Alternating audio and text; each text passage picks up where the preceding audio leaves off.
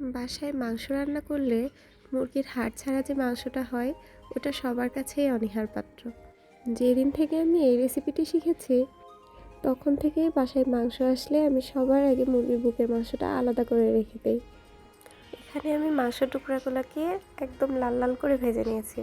মাংসটি marinate করতে এখানে মাংসটি আমি এভাবে কেটে নিয়েছি।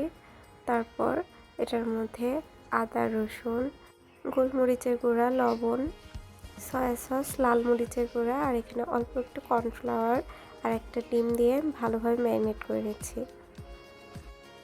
ম্যারিনেট করা হয়ে গেলে এর উপরে আমি অল্প একটু তেল ব্রাশ করে রাখছি, এতে করে মাংসটা অনেক বেশি সফট থাকবে। আর এই মাংসটাই একটু আগে ভেজে নিয়েছি। এইখানে আমি তেলের মধ্যে একটু বাটার মেল্ট হওয়া অবধি অপেক্ষা করছি। বাটারটা মেল্ট হয়ে গেলে এটার মধ্যে দিয়ে দেব অল্প একটু রসুন কুচি, তারপর এটার মধ্যে দিয়ে দেব অল্প একটু গাজর কুচি, সাথে গোলমরিচের গুঁড়া। এটা যখন একটু সটে হয়ে যাবে তখন এইটার মধ্যে দিয়ে দেব চোখ করে রাখা ক্যাপসিকাম, তারপর আগে থেকে ভেজে রাখা সেই মুরগি মাংসটা দিয়ে ভালোভাবে ভেজে নিব। এখানে আমি একটি সস তৈরি করছি। এখানে chilli sauce, tomato sauce, soya sauce, Maggi sauce, অল্প একটু চিনি, গোলমরিচের গুঁড়া, কর্নফ্লাওয়ার সামান্য পানির সঙ্গে মিশিয়ে আগের থেকে ভেজে রাখা ওই মাংসটার মধ্যে দিয়ে দেব। আর এই মাংসটা যখন হয়ে যাবে তখন অল্প একটু চিলি ফ্লেক্স দিয়ে নামায় নেব।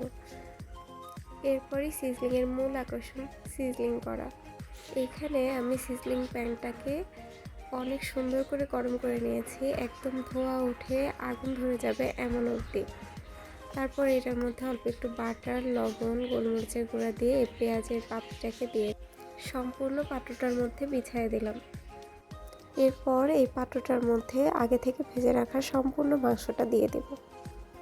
এই খাবারটা ফ্রাইড রাইসের সাথে খেতে যেমন মজা লাগে, পাশাপাশি পোলাও, সাদা ভাতের সঙ্গেও খুব বেশি মজা লাগে।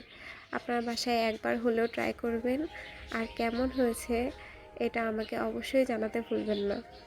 আমার ভিডিওটি যদি আপনাদের কাছে একটুও ভালো লেগে থাকে তাহলে অবশ্যই একটি লাইক দেবেন, আর যদি খুব বেশি ভালো লেগে থাকে তাহলে একটা কমেন্টসের মাধ্যমে আমাকে জানাতে পারেন। আজ তবে আসি, আল্লাহ হাফেজ, আসসালামু আলাইকুম।